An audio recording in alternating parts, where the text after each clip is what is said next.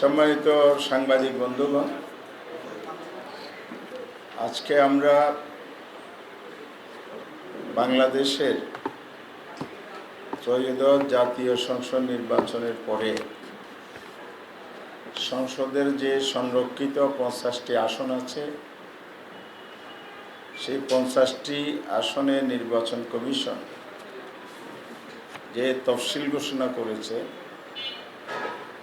এবং জোট দল স্বতন্ত্র সংসদে প্রতিনিধিত্বকারী আসন সংখ্যা অনুপাতে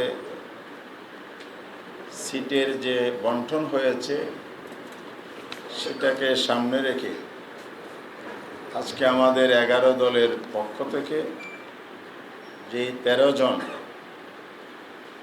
নারী সংসদ প্রার্থী সংরক্ষিত আসনে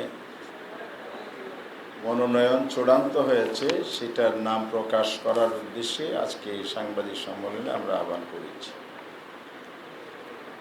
এখানে উপস্থিত আছেন বাংলাদেশ জামাত ইসলামীর সহকারী সেক্রেটারি মৌলানা আব্দুল হালিম এবং অ্যাডভোকেট এহসানুল মাহবুব জুবায়ের,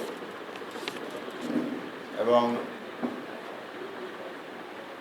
উপস্থিত আছে এনসিপি জাতীয় নাগরিক পার্টির যুগ্ম আহ্বায়ক মুনিরা শারমিন, জাকপার জাতীয় গণতান্ত্রিক পার্টি সহসভাপতি মুখপাত্র ইঞ্জিনিয়ার রাশিদ প্রধান এবং বাংলাদেশ খেলাফত মজলিসের কেন্দ্রীয় প্রচার সম্পাদক ও নির্বাচন কমিটির সদস্য মৌলানা হাসান জুনাইদ এবং অর্থ সম্পাদক মৌলানা ফজলুর রহমান। উপস্থিত আছেন বাংলাদেশ লেবার পার্টির জেনারেল সেক্রেটারি খন্দকার মিরাজুল ইসলাম, এলডিপি লিবারেল ডেমোক্রেটিক পার্টির ভারপ্রাপ্ত মহাসচিব বিল্লাল মিয়াজি সহ 11 দলের নেতৃবৃন্দ। আজকে আমরা এখানে 11 দলের পক্ষ থেকে যে ঘোষণা দেব, তার আগে আপনাদের সবাইকে আন্তরিকভাবে স্বাগত এবং শুভেচ্ছা জানাচ্ছি। আপনারা কষ্ট করে স্বল্প সময়ের নোটিশে আমাদের প্রেস ব্রিফিং অংশগ্রহণ করেছেন। সম্মানিত সাংবাদিক বন্ধুগণ, আমাদের 11 দল এমন একটি জোট বা নির্বাচনী সমঝোতার মধ্য দিয়ে আমরা একত্রিত হয়েছি। রাজপথেও ছিলাম, নির্বাচনী সমঝোতায় ছিলাম, আবার নির্বাচনোত্তর আমরা 11 দলীয় ঐক্য হিসাবে সংসদে একসাথে বিরোধী দলের ভূমিকা পালন করছি এবং প্রধান বিরোধী দল হিসাবে বিরোধী দলীয় নেতা জামাত ইসলামের আমির ডাক্তার শফিকুর রহমানের নেতৃত্বেই বিরোধী দল কার্যক্রম সংসদে পরিচালনা করছে। পাশাপাশি সংসদের বাহিরেও আমরা একসাথে ভূমিকা পালন করছি জনস্বার্থে, দেশের প্রয়োজনে, জনকল্যাণে। আজকের মূল বিষয় যেটি আপনারা জানেন, 11 দলের পক্ষ থেকে 13টি আসনে মনোনয়ন আমরা ইতিমধ্যেই ঘোষণা করেছি আপনাদের উদ্দেশ্যে। কালকে আমরা ফরমালি সকাল 10টায় নির্বাচন কমিশনে আমাদের মনোনীত প্রার্থীরা তাদের মনোনয়নপত্র দাখিল করবেন। আমাদের মনোনয়ন প্রদানের যে প্রক্রিয়া, এটা অন্য দলের চাইতে একটু ভিন্ন। আপনারা লক্ষ্য করেছেন, অনেকেই আবেদন প্রকাশ্যে ঘোষণা করেছে, ফি জমা নিয়েছে, সাক্ষাৎকার নিয়েছে, নানা প্রক্রিয়ার মধ্য দিয়ে তাদের দলীয় পদ্ধতিতে করেছে। কিন্তু আমরা এখানে একটা ব্যতিক্রম, আমাদের সব ক্ষেত্রেই এই ধারা সিস্টেমটা আছে। আমাদের এখানে কেউ আবেদন করে মনোনয়ন চায় না, নেয়। আমাদের সিস্টেম হচ্ছে, দল যাকে এই জায়গায় যোগ্য মনে করে তাকে নমিনি দেয়। জাতীয় নির্বাচন নমিনেশনও আমরা সেটা করি। তবে এক্ষেত্রে আমরা তৃণমূলের পরামর্শ দিই। এখানেও আমাদের সংশ্লিষ্ট যে মহিলা বিভাগ তাদের পরামর্শ আমরা নিয়েছি। আর দলগুলোর মধ্যে 4টি দল এই 13টি আসনে প্রতিনিধিত্ব করছে। তার মধ্যে জামাত ইসলামী এবং এনসিপি এবং বাংলাদেশ খেলাফত মজলিস, জাতীয় গণতান্ত্রিক পার্টি। আপনাদের প্রশ্ন থাকতে পারে, আপনাদের এই জায়গায় কেন সংসদে প্রতিনিধিত্ব নাই এমন দলের আসন আছে, অথবা রেশিও অনুযায়ী যার যে প্রাপ্যতা তার বাইরেও আছে। অর্থাৎ আমরা জাকপাকে একটা আসন দিয়েছি, আবার আপনার বাংলাদেশ খেলাফত মজলিস রেশিও অনুযায়ী তাদের 6টা আসন না থাকলেও একটা আসন পেয়েছেন জোটে। আর জাতীয় নাগরিক পার্টি রেশিও অনুযায়ী একটা পায়, কিন্তু আমরা 2টা মনোনয়ন চূড়ান্ত করেছি। এবং এখানে একটা ব্যতিক্রম হচ্ছে জুলাই পরিবারের প্রতিনিধিত্ব। দলের বাহিরের সকলের উপরে সম্মান শ্রদ্ধার জায়গা হচ্ছে বাংলাদেশের বর্তমান রাজনীতি, যাদের রক্ত এবং জীবন দেওয়ার মধ্য দিয়ে আজকের এই সংসদ, এই সরকার, বাংলাদেশের আজকের যে অবস্থান। তো সেই জায়গা থেকে আমরা শহীদ পরিবারকে সম্মান দেওয়ার জন্য, যার মধ্যে আমরা জাতিকে সম্মান দিতে চাই, আমরা জুলাই পরিবারের একজন প্রতিনিধি এখানে নমিনেশন চূড়ান্ত করেছি। 11 দলের প্রাপ্যতা নিশ্চিত, পাশাপাশি সমঝোতার প্রতিশ্রুতি, এটা আমাদের বেসিক প্রিন্সিপাল ছিল। 11 দলের প্রাপ্যতা বলতে যার যেখানে সংসদ হিসাবে প্রাপ্য আছে, এনসিপির একটা প্রাপ্য আছে, বাকি আসন জামাতের প্রাপ্যতার মধ্যে পড়ে, আর ভগ্নাংশ হিসাবে একটা আছে।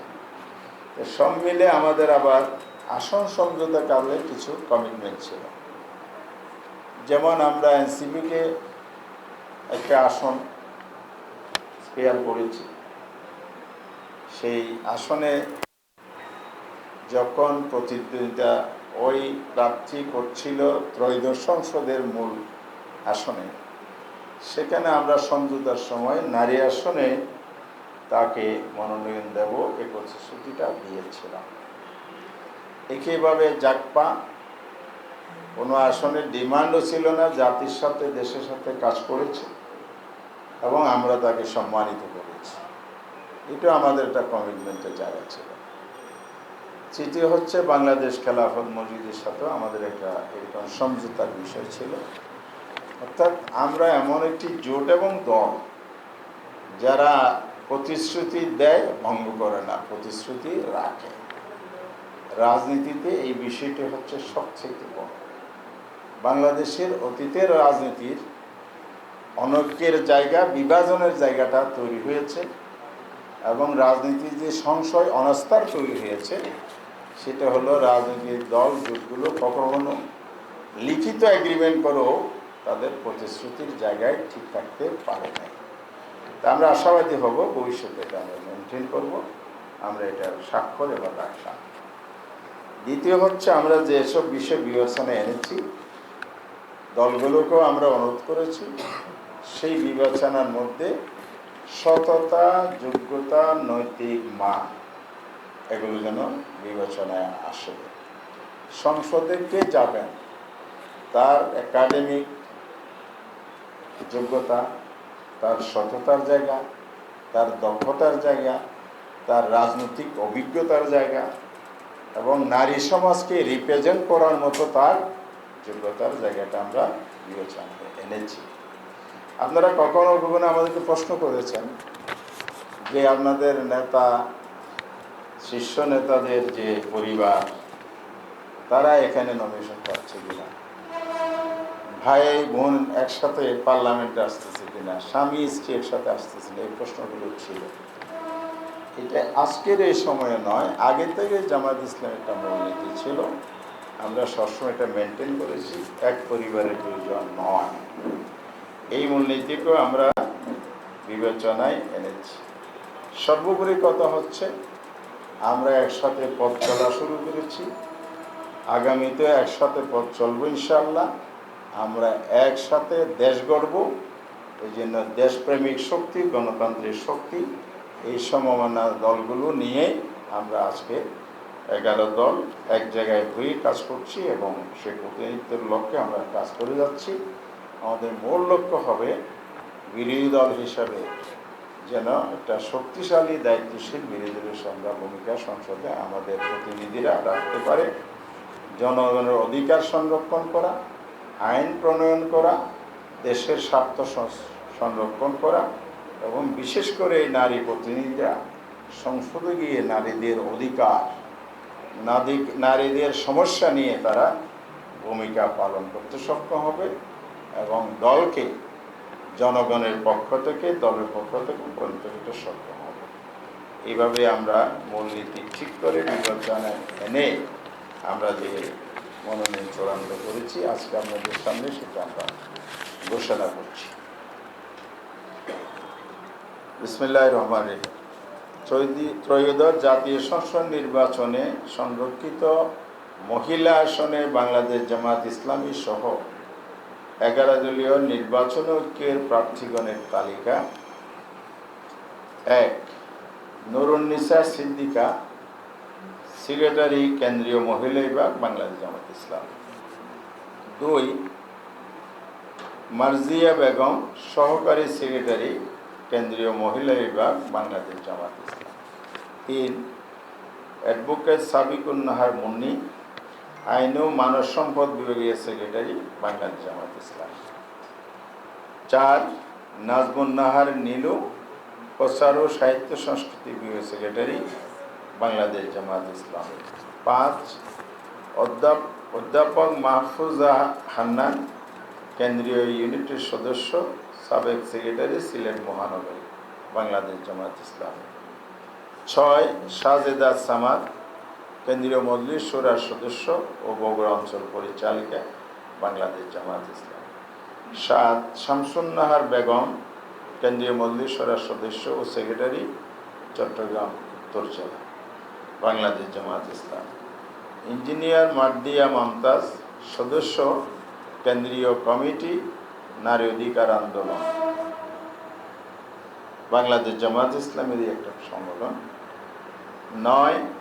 রোকেয়া বেগম, জুলাই শহীদ পরিবারের প্রতিনিধি হিসাবে, জাবির ইব্রাহিমের মাতা, শহীদ জাবির ইব্রাহিমের মাতা, বাংলাদেশ জামাত ইসলামের পক্ষ থেকে তিনি প্রতিনিধিত্ব করবেন। এই 9 জন। 10.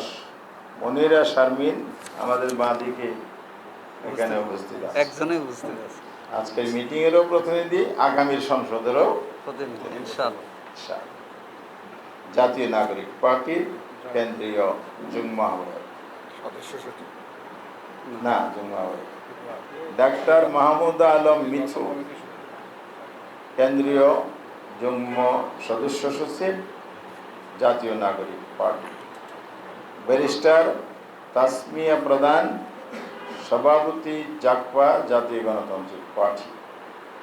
ইঞ্জিনিয়ার মাহবুবা হাকিম, বাংলাদেশ খেলাফত মজলিস। এই হলো 13 জনের তালিকা। আপনাদের হাতে মনে হয় তালিকাটা সরবরাহ হয়েছে, আর গ্রুপের মধ্যে এটা তালিকা পাওয়া যাবে।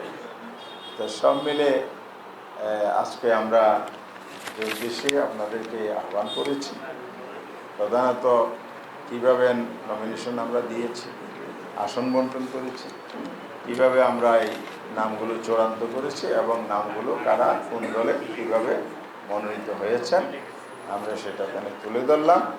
এর মধ্য দিয়ে আমাদের আজকের মতো এখানে বক্তব্য শেষ। ইনশাআল্লাহ আগামীকাল নির্বাচন কমিশনে ওনারা যখন দাখিল করবেন সেখানে আরও সুস্পষ্ট হয়ে যাবে।